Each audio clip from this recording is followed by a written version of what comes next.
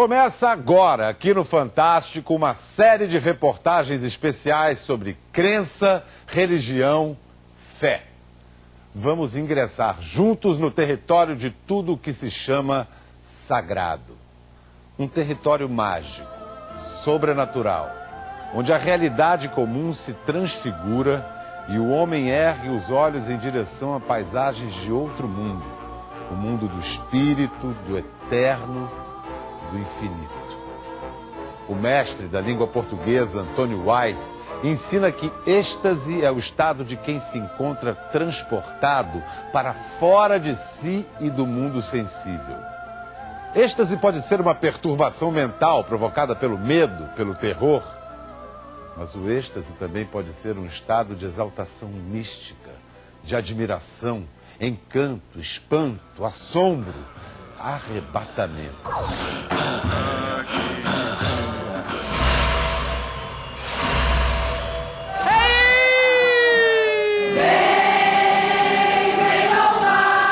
Os devotos buscam o êxtase em templos, terreiros, igrejas.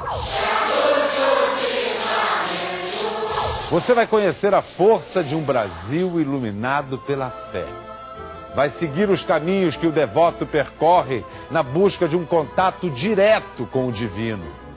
Nas próximas semanas, seremos acompanhados nesses caminhos por especialistas, como o neuropsiquiatra e professor da Unicamp, Paulo Dalgalarrondo, que estuda as relações entre o cérebro e as práticas espirituais, Reginaldo Prandi, professor da USP, especialista em religiões afro-brasileiras, e o psicanalista Roberto Gambini. Isso é o que caracteriza as religiões do Brasil. Você se tornando membro de uma religião, fazendo as práticas religiosas, você verá o sagrado diante dos teus olhos.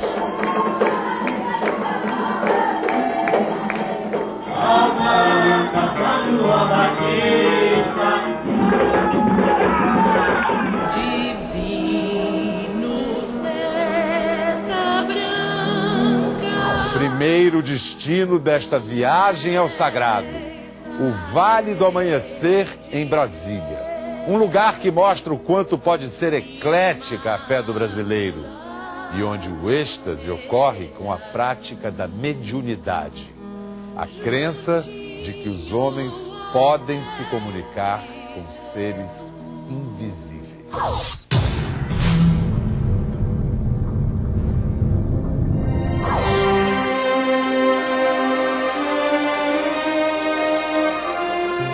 Esta é a primeira vez que uma equipe de TV é autorizada a filmar os ritos espiritualistas que ocorrem dentro do templo sagrado do Vale do Amanhecer. Um lugar que chega a reunir num único dia 2.000 médiuns.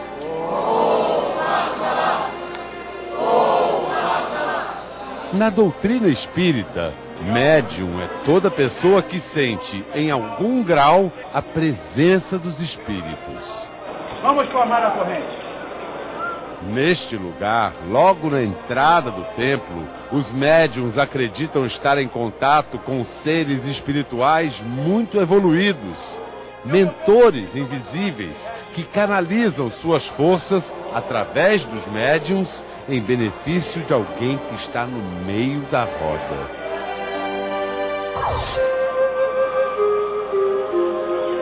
No centro do templo está a mesa evangélica.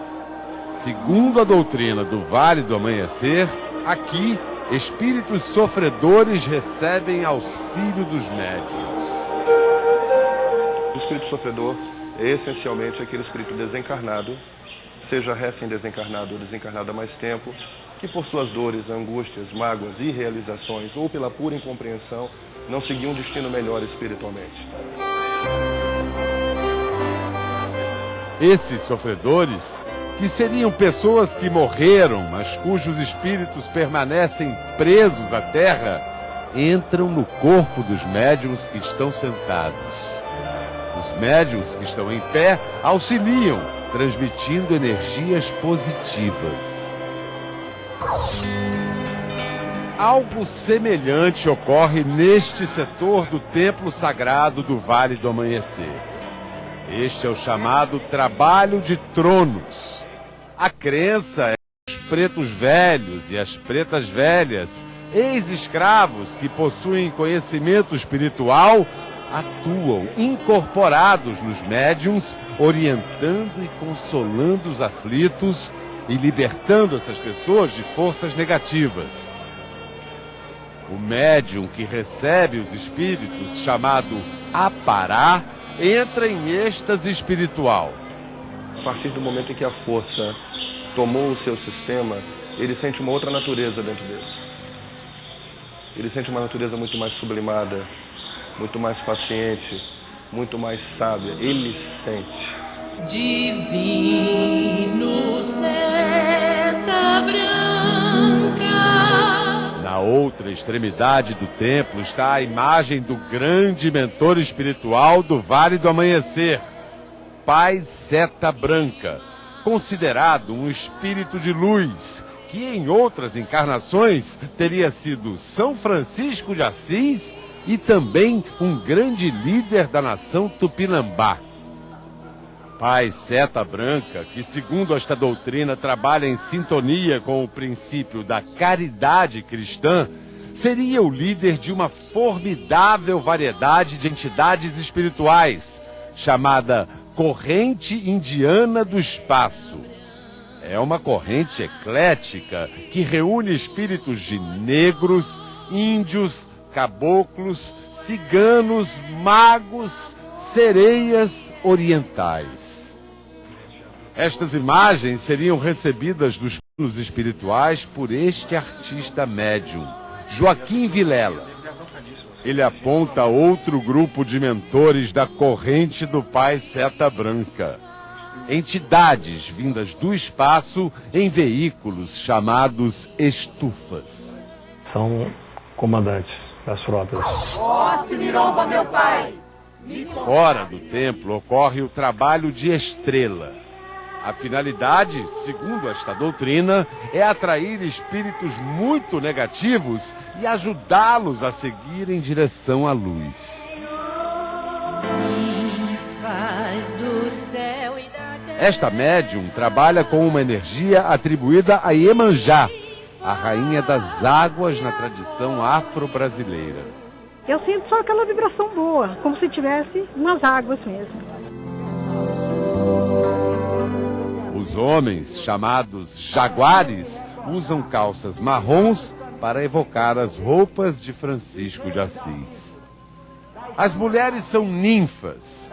Cada roupa se refere a uma corrente de seres espirituais.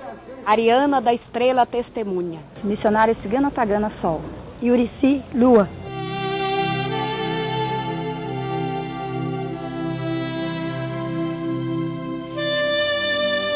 A origem vem do astral superior.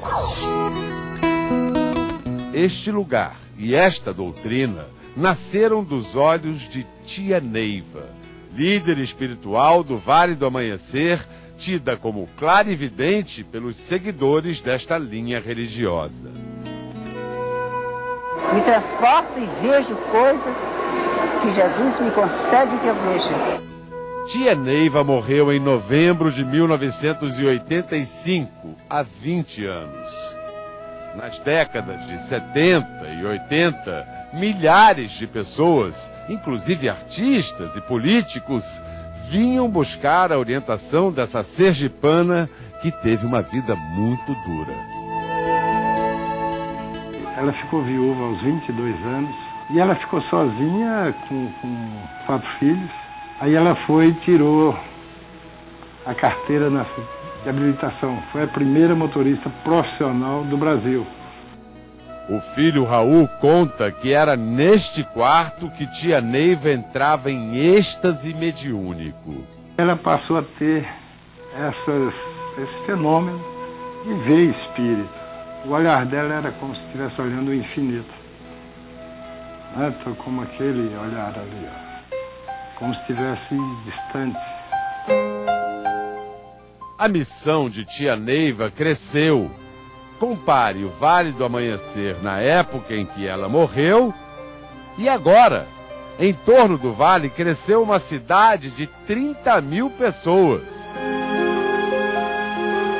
Hoje, o sucessor de Tia Neiva é o brasileiro, nascido no Líbano, Michel Hanna, que recebeu o título de Trino Sumanã, o maior na hierarquia da doutrina. Ele foi um dos que ajudaram a criadora do Vale do Amanhecer a expandir esta missão, que hoje se espalhou por outros templos no Brasil e no exterior. É assim que ele define o êxtase da prática mediúnica.